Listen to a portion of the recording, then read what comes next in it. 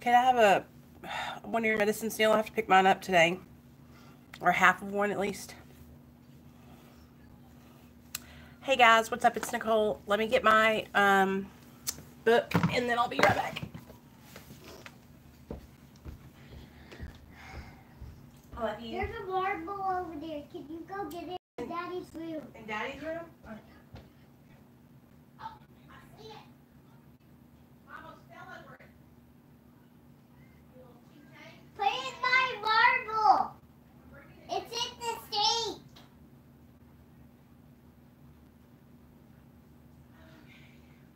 Look at the sink. Here you go.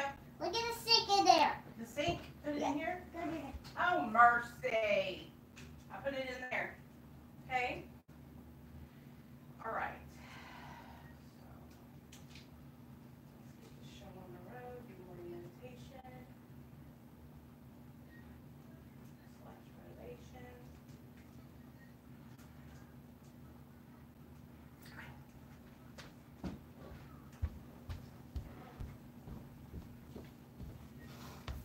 Okay.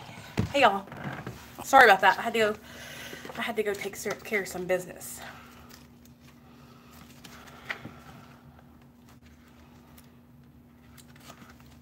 So everybody's awake, I hope, and I'm gonna read. Hey Brian. Oh yeah, you guys, I want to tell you that this idea was from Brian. He emailed me the other day and said that he really liked it when I did the morning meditation, and I used to do them all the time. And so I thought, you know what? Let me get back to doing that.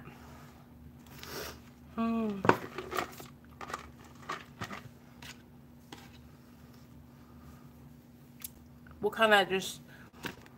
When I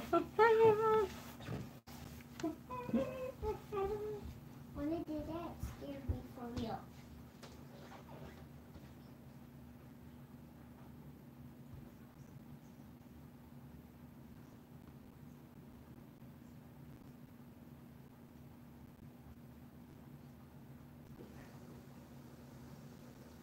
Why would it be doing the Michael Myers song every day? It just...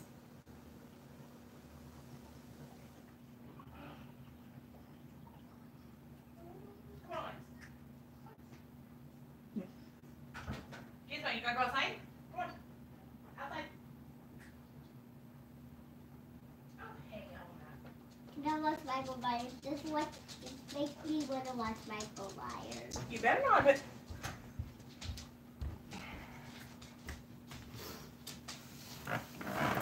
Okay.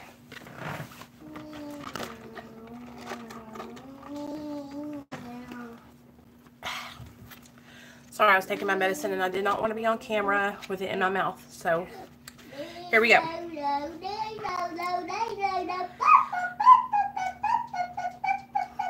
AA thought for the day. I have gotten over my procrastination. I was always putting things off until tomorrow, and as a result, they never got done. There is always another day was my motto, instead of do it now.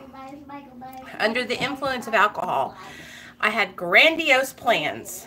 When I was sober, I was too busy getting over my drunk to start anything. Someday I'll do that, but I never did it. In AA, I've learned that it is better to make a mistake once in a while than to never do anything at all. We learn by trial and error. But we must act now and not put it off until tomorrow. And then the question is, have I learned to do it now? Meditation for the day. Do not hide your light under a bushel. Arise and shine, for the light has come, and the glory of the Lord is risen in thee. The glory of the Lord shines in the beauty of your character. It is risen in you, even though you can realize it only in part. Now you see as in a glass darkly, but later you will see face to face. The glory of the Lord is too dazzling for mortals to see fully on earth. But some of his glory is risen in you, and when you try to reflect that light in your life. Prayer for the day. I pray that I may try to be a reflection of the divine light. I pray that some of its rays may shine in my life. Okay, so let's talk about procrastination. Something I know all too well. I'm going to be really honest with you guys. Like, I am all about putting things off till the next day. Now, not at my job. At my job, I go in there, I get the boxes worked out. Hey, Ronnie. Hey, Anna. I get the boxes worked out. I get it done. But, I mean, I get paid there. You know what I mean? Here, like at the house, like, okay, I'll use it for instance. And this is a character defect of mine. This is a flaw I have, y'all. Laundry. I'll wash all the laundry, but I will wait to fold it until I have like 17 loads of clean laundry. Let me think of something else. Okay. Like when I have Neil and Nate at the house, we are just like cuddle central. We're all three in the bed together, warm as toasty, bugs in a rug, you know, and it's like I'm just living my best life when I have both my boys in the bed with me, you know? And I'm like, I don't want to end this. This is heaven, just being with my family, you know? I love my family. That's my family. And like Neil and Nate, my son and my husband, are my friends. And my little boy is my little boy, but you know what I mean? Like Neil's my best friend, so I'm always with them. And so I really enjoy it.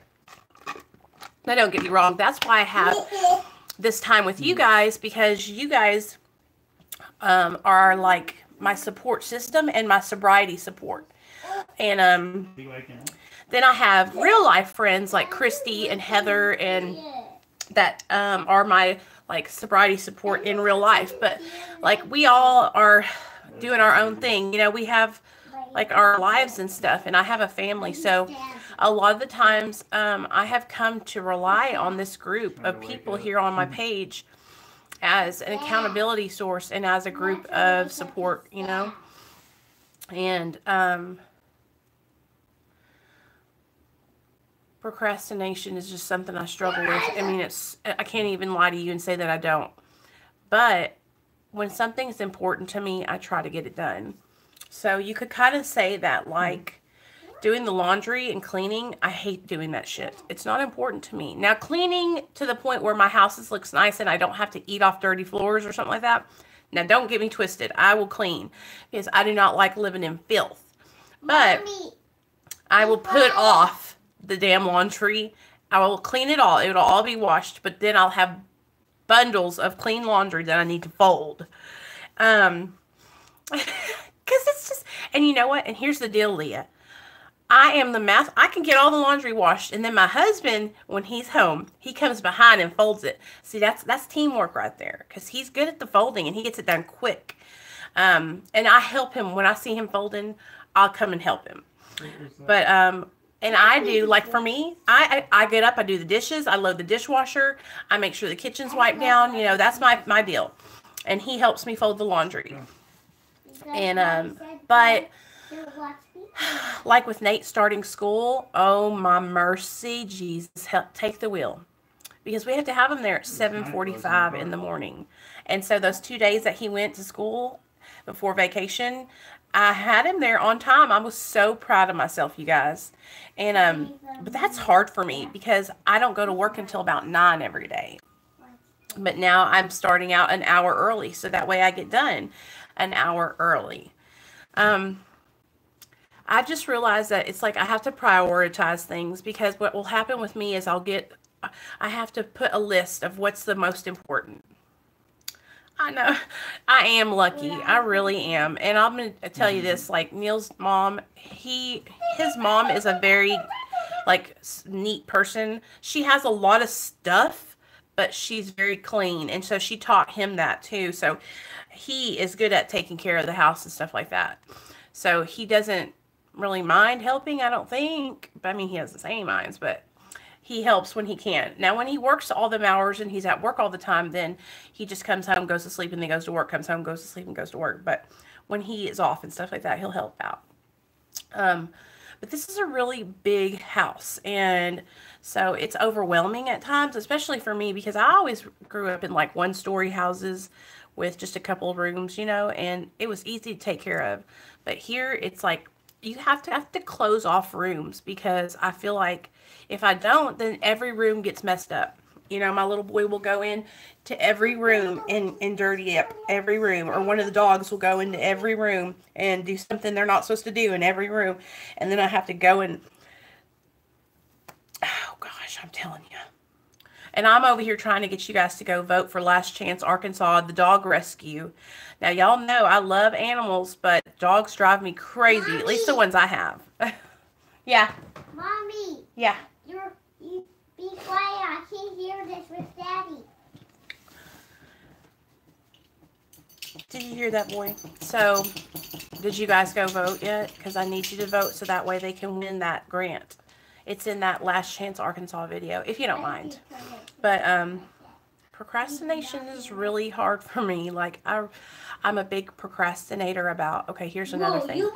Like with my vehicle, I need to get my oil changed. It just came on. My oil change light just came on. So I have to keep that in the front of my mind that I have to go get that done. Or I'll forget.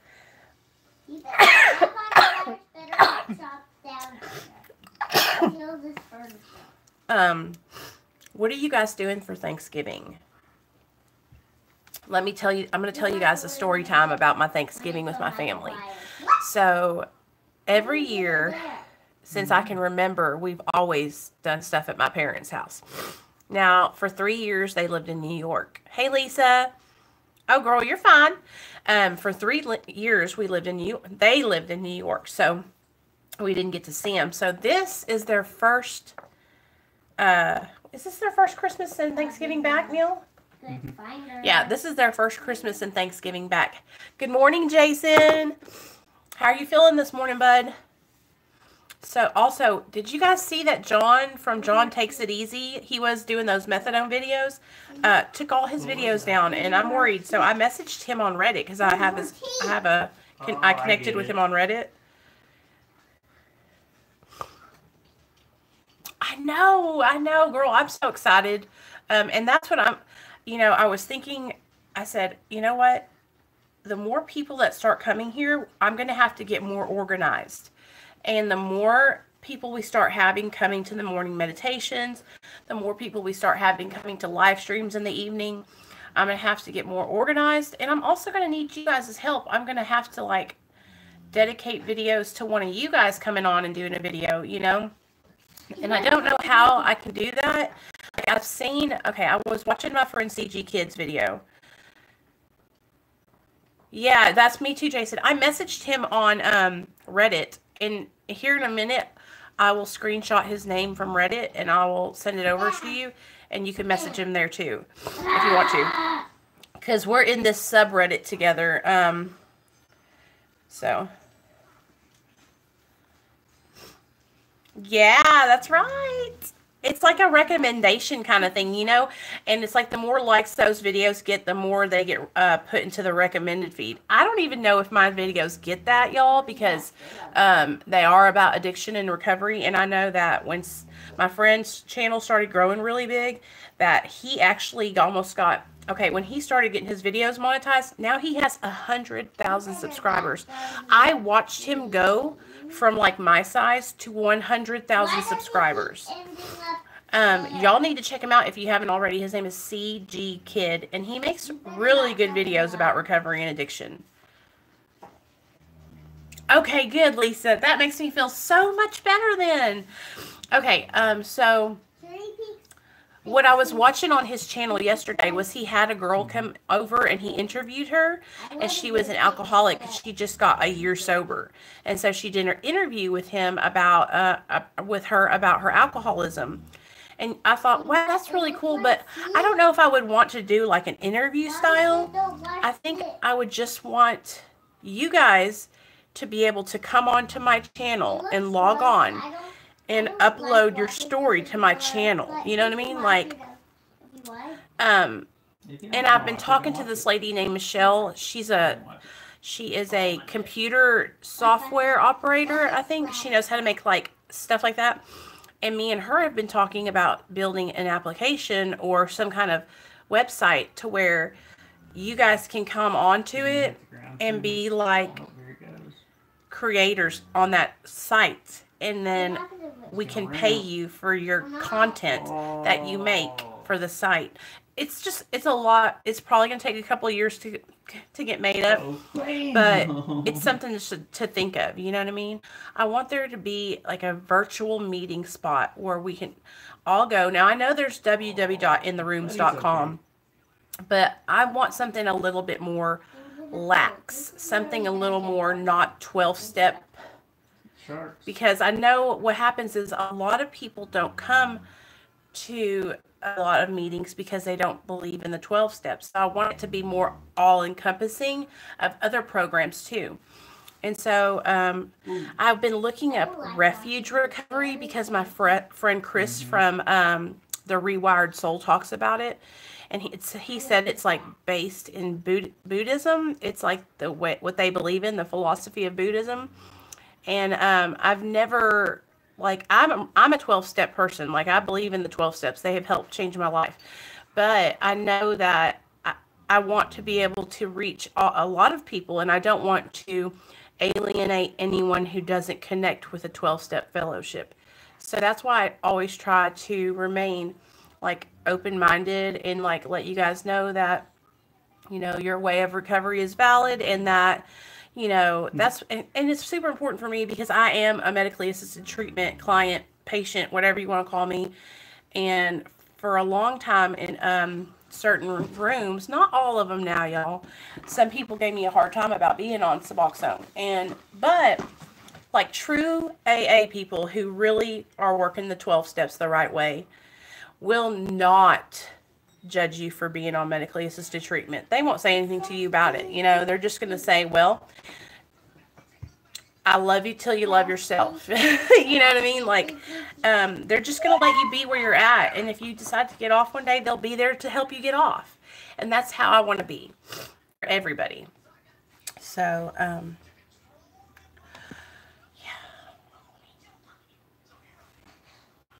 yeah, and I feel like what happens is a lot of people, they don't understand like maintenance and stuff like that. So they think, oh, this person just wants to use still. They just want to get high still.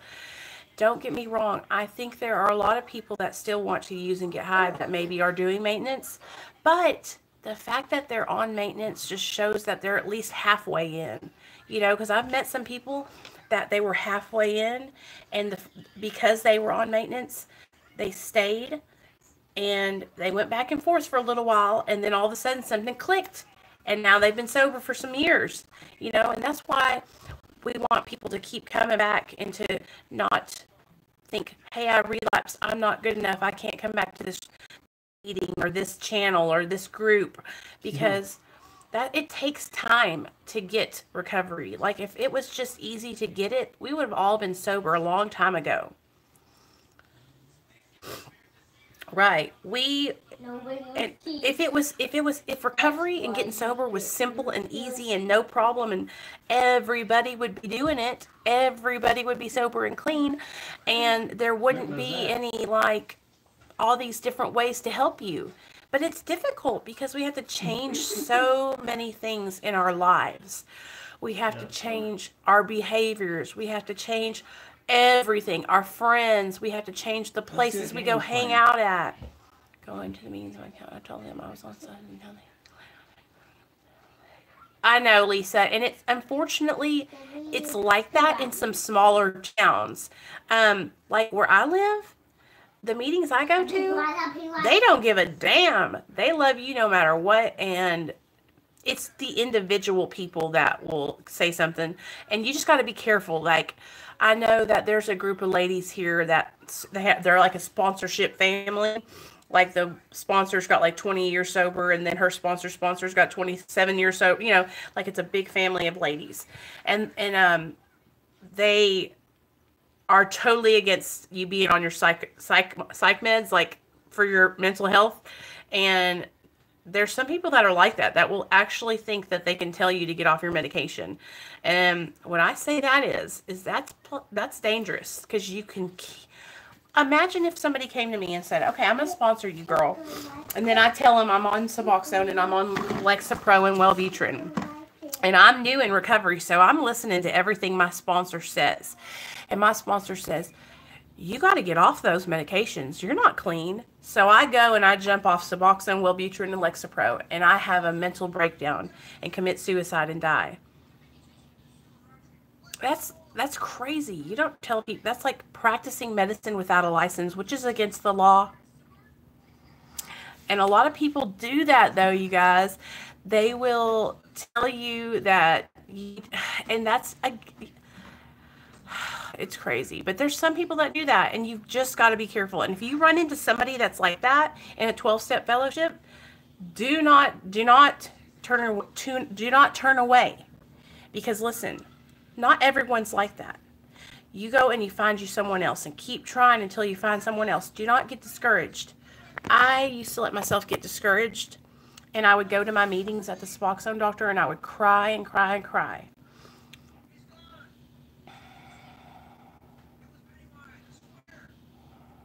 Yeah, and that's the thing. Sometimes we need a little help, and it's not, I think, it's like, I think what happens is people misinterpret the big book of Alcoholics Anonymous, because in there it talks about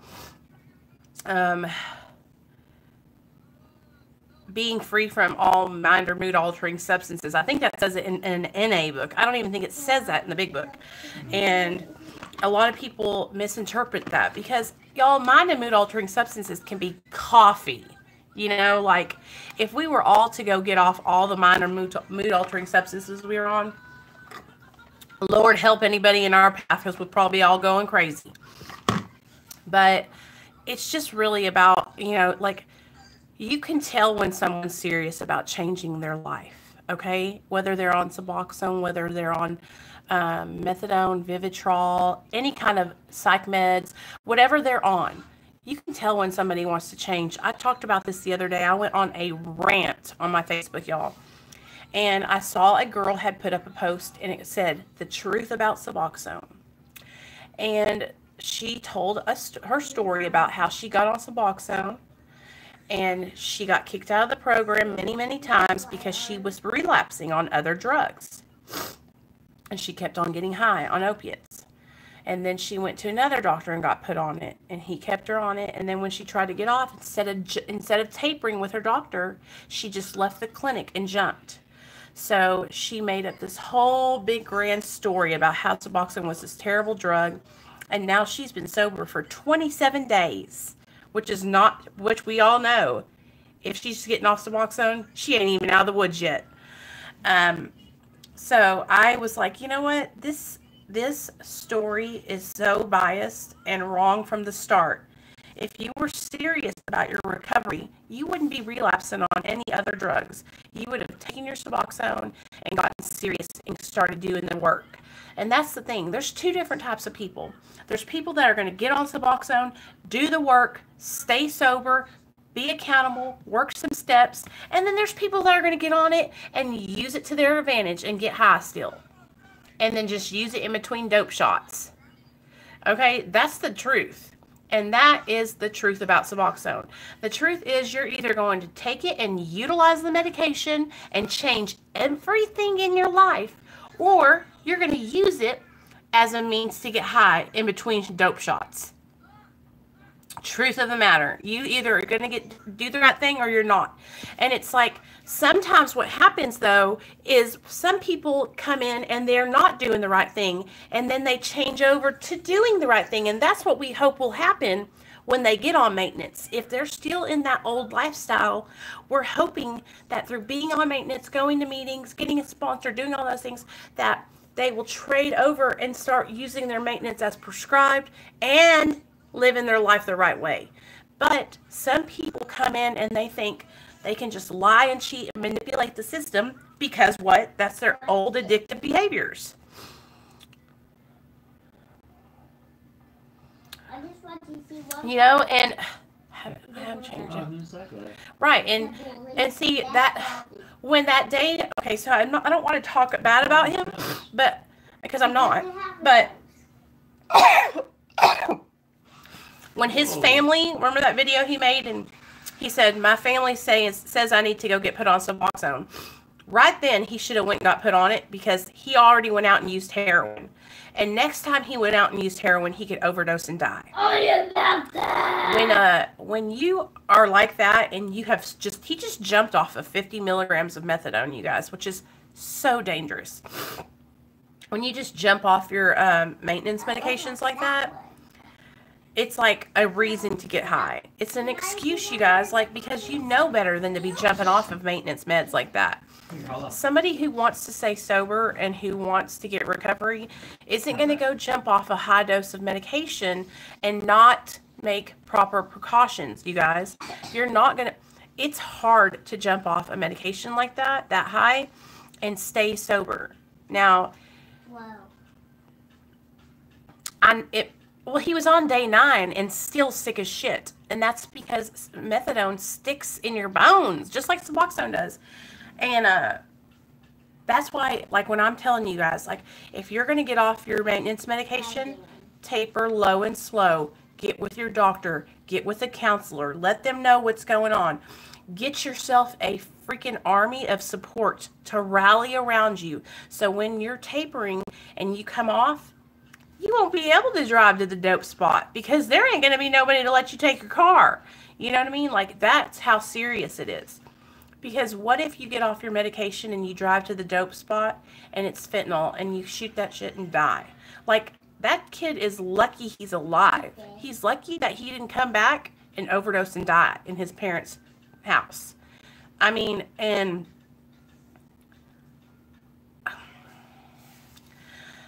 that's why I'm always like, do not be embarrassed. Do not be ashamed to get help and get put on maintenance medications. Because you guys, heroin addicts, especially IV heroin addicts, well, even if you snort it and smoke it, it's still the same. You guys are getting your bottom taken away because of fentanyl. You don't even know if it's in the drug. So the minute you get it, you could die. It's not a joking matter. If you relapse, you can go out and die. It's serious business now. It's not like it used to be where, you know, you could relapse 10, 15 times like I used to all the time. Relapse. I'd never done fentanyl in my life, you guys. There was no fentanyl in dope when I was doing dope. Now it's in everything. It's in cocaine, it's in crack, it's in meth, it's in everything because they don't care. I don't like the kill. All fentanyl now. See, Leah? And that's the thing. When our bodies get sober and we go back to, like, not having anything in our system, our tolerance level goes down. But in our addict mind thinks, oh, I can handle it like I used to handle it.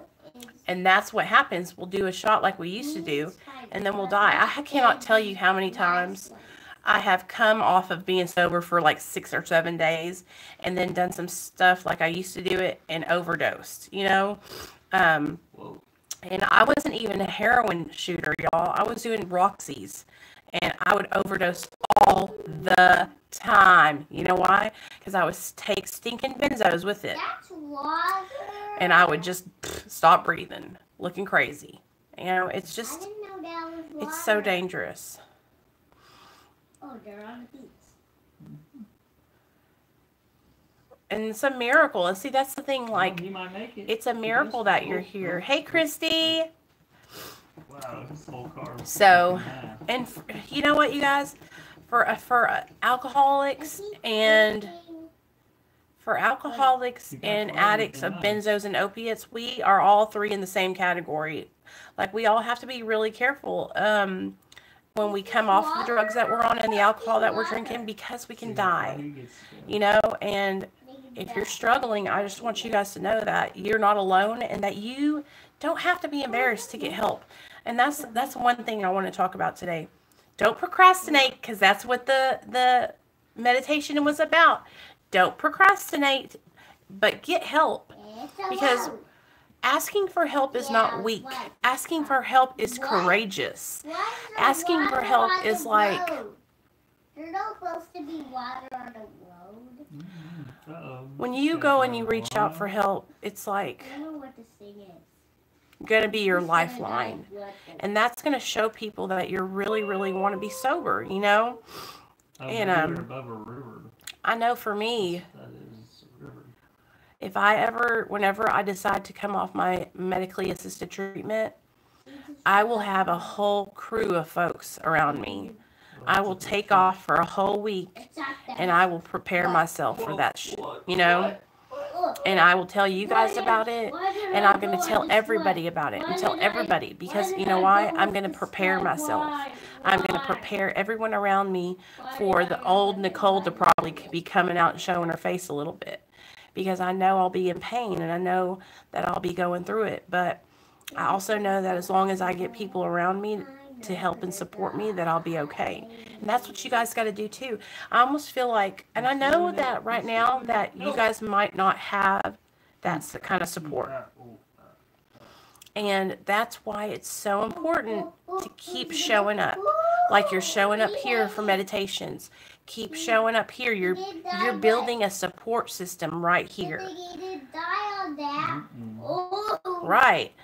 And by being here and this group, you're building a support of people that see your comments, me who see you every day, then that will be a group of people that can help hold you accountable. You know, it's so, so important to keep coming back and keep showing up, so that way you can build these fellowships with people, because these friendships are going to be the ones that hold you through your time, you guys. For real. For real. I know that a lot of old timers might be thinking, oh, well, how can a meeting online do any good? You know, how can talking to people on the internet help you? But you guys, I can tell you something right now. As a mom with a son, they help me so much. I can get on here and talk to you guys about living in my recovery anytime.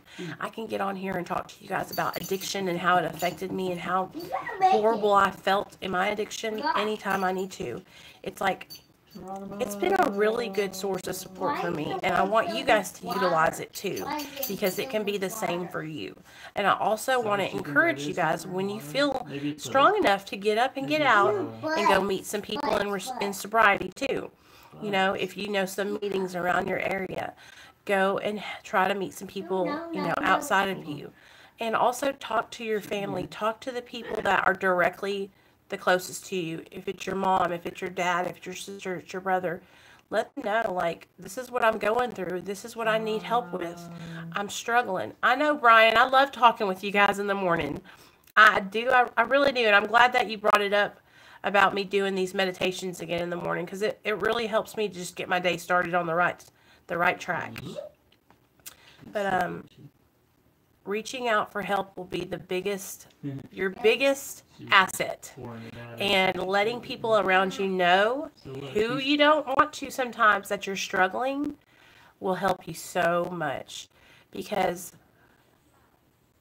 we can't get help if people don't know we're struggling, y'all.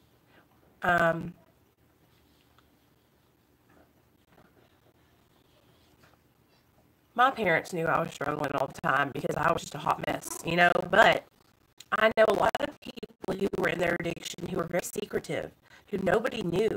And that's the hardest kind of situation to break, because of that secret and that shame and that guilt. That's just your addiction wanting you to stay sick. And that's the farthest thing of what you need to believe, is that the opposite of what your addiction is telling you. Because keeping it a secret, you guys, I'm telling you right now, like, I've only had one bad experience from letting somebody know I was in recovery, and that's it. Everything has been great. What was that? You know, and I have the help I need because of it. Now, don't get me wrong. If you're a damn lawyer and you got a damn big old nice job like that, you ain't got to tell everybody at your job that you're in recovery. But you need to trust somebody that you can talk to, because when you're in situations like going to the company party and everybody's drinking or whatever, you need to be able to have someone you can talk to and say, you know, I don't drink. And that's okay. I mean, it's cool not to drink, y'all. It's cool not to be a lush. It's cool not to be faded over in the corner and actually remember what you did the day before. You know, it's cool not to be passed out getting your stomach pumped at the hospital because you shot too much fentanyl or whatever, you know? It's cool not to have to search around for bottles of pills to buy from people. I mean, it's cool to be in recovery. Sober's the new deal. And Larry. it's all about loving ourselves now. It's like, for so long I made sure to put on yeah, and that's the thing, like, we all have to let people know that we can't do it all either. Especially when we're early in our recovery, y'all. It's hard work staying sober. It's hard work waking up in the morning and wanting to do. Okay. When I used to wake up in the morning, all I used to think about was how I was going to get dope. And now I have to wake up and, like, handle my days. It's like, just take care of yourself. Take it slow. Allot yourself one day a week where you just, like, don't do anything. Where you just lay in bed or go take a hot bath and then relax and watch your favorite shows on TV. It's okay to just chill sometimes. We don't always have to be running and doing and being Superwoman, like Lisa said, you know, because what's going to happen? Superwoman's going to get ran down, and then who's going to take care of everybody? So you got to take care of you, girl. It's really, really important. But anyway, you know me, we done went on a tangent. We're totally away from procrastinating. We're over here on a tangent, but that's okay. I hope you guys have a great day, and I'm going to sign off here. But I will see you guys this evening for a live stream. Let me think.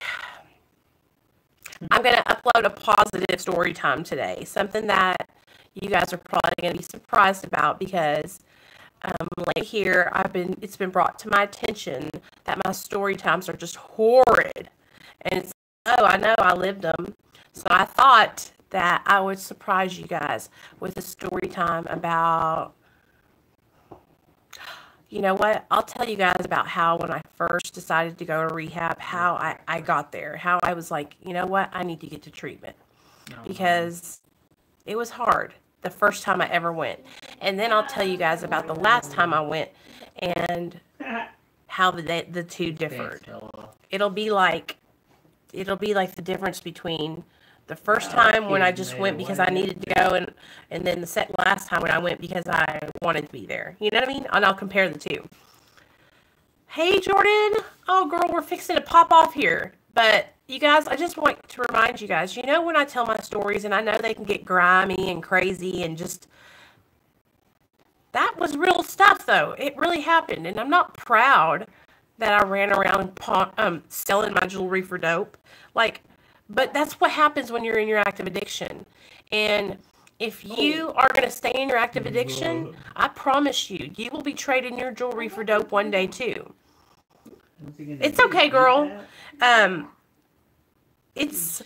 Addiction does not care if you're rich or poor, man or woman, black or white, Mexican, young or old, nice job or no job. It does not care. And all these terrible things that I've done in my addiction, all these crazy ass things, that I would never do those. I hope you guys know that. Like, I would never pawn my rings now. I would never give these rings to anybody. It's like, almost like sometimes I want to just like give you guys some shock value because it's like, if I show them how bad it really was for me, because sometimes I think people might not think it was that bad for me. And I'm like, well, let me just tell you. You know what I mean? It really was that bad. I was homeless for a long time. Before I met Neil, I was sleeping on a couch. He took me in, y'all. And then his family found out about how I was, and then they wouldn't let me be in here no more, so I had to get my own place. And that's when I was living in that was just like, I had my door open and God and everybody could walk in. It was horrible, and I'm not proud of that. You know, I'm not proud of any of that. It's really not good. It's embarrassing sometimes to think about it too, but I know you guys know what I'm talking about. I know y'all have been there too. And that's why I share it with y'all, because I know y'all understand what I'm talking about. I don't share it because I'm like, yeah, look at me. I shot dope and I was homeless, you know, or I pissed on myself. That's not, I'm not doing it because of that. I'm doing it because I want to help other people that are going through the same thing I went through. And I know you guys understand what I'm talking about. It's not anything to be proud of, though, so don't think that I'm glorifying it or anything like that. I hope you guys understand that, like, part of my channel is me telling these stories and getting them out and talking about it because it helps me to know that I don't have to go back there ever again.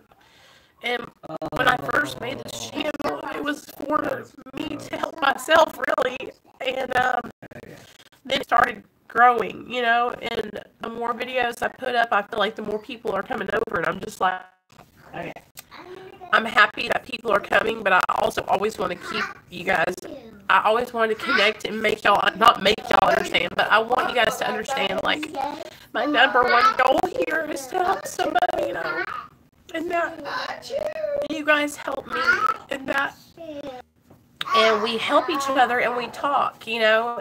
Hungry? I just, it helps me so much, you guys, and I just always want to remind you guys that that's my number one focus, is I want to help you guys and me. Let me tickle your tail. Let me do it. Let me do it. I can't. And so when you work the 12 steps, you guys, when you get down to the 12th step, it's giving back what was so freely given to you. And part of service work is helping others that get sobriety, helping them find recovery, helping support them. And that's one of the main ways to get out of self and say, you know, yesterday when I was crying and I was kind of depressed about my life and I was talking about how my old life was and all that, when I can help somebody else, and that helps me to get out of that mindset.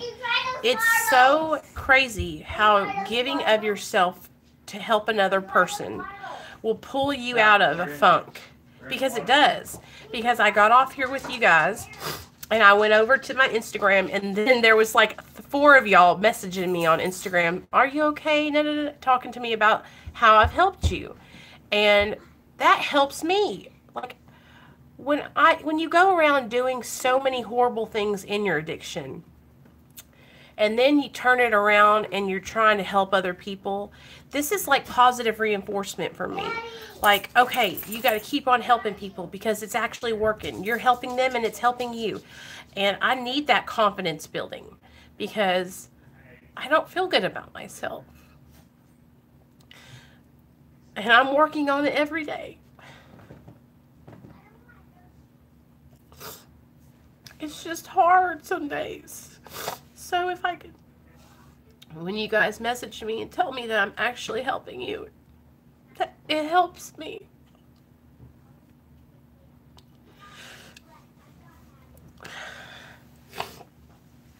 And I know that you guys know that I'm coming from a place of love and care and concern.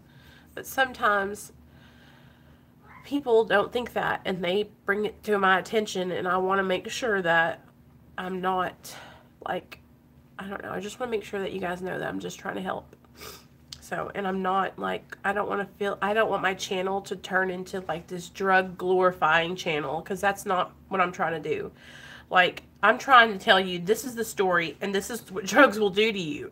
And if I guess what I'm not understanding is, like, those are horrible things. Like, if that's not showing you that you don't want to do drugs, what is?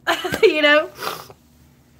But anyway, I love you guys. I will see you guys this evening for a live stream, and I'll put in a story time this afternoon too. So I'm really going to try to give you guys a story time that is not so graphic in nature, because I don't want to offend anybody either. And I know that my story times, you guys, are really crazy sometimes. And if you guys need me to, I'll start kind of like rating them. And I'll put like PG in the parentheses, so that way. And listen, there's nobody on this thread that story time bothers, and nobody even said anything. I just want to remind you guys, and I want to make sure, because sometimes I just think about me, and I'm like, oh, I gotta tell them the story time. I don't want to offend anyone, and I know some of the things that I've done, maybe you guys haven't done, and that's why I want to always let you know, like, you can tell me if I'm going too far, because I'll just tell it all. You know, and I don't want to make you guys feel uncomfortable or anything like that. So that's why nobody said anything. No, there's nothing wrong. I just want to make sure that you guys know that, you know, you can always talk to me. If there's something I'm saying that's triggering you, let me know, okay? Because I don't want to do that. Eastern time. So, okay, I usually go on at 7 o'clock. 7. We'll do it early today because let's do 6 p.m. Central Standard. So that's going to be what, 8 Eastern? Because y'all are 2 hours behind. And then if you're on the West Coast, it'll be 4. Okay, so I'm going to be 6 p.m. Central, 8 Eastern, 4 West Coast. So that's what we'll do. But I just want to remind you guys, like, I don't ever want to offend anybody or make anyone feel uncomfortable. Okay? So I'm going to share, listen to me. I'm going to go live tonight at 6 p.m. Central Standard. So that will be 8 o'clock Eastern and 4 o'clock West Coast. Thank you, Leah. All right, you guys. I will see you guys tonight, and I'll upload a story time in between. So I will see you guys later on. If you need me, message me on Instagram. I got to talk to a lot of you guys yesterday, and it was so freaking awesome. All right. Bye, guys.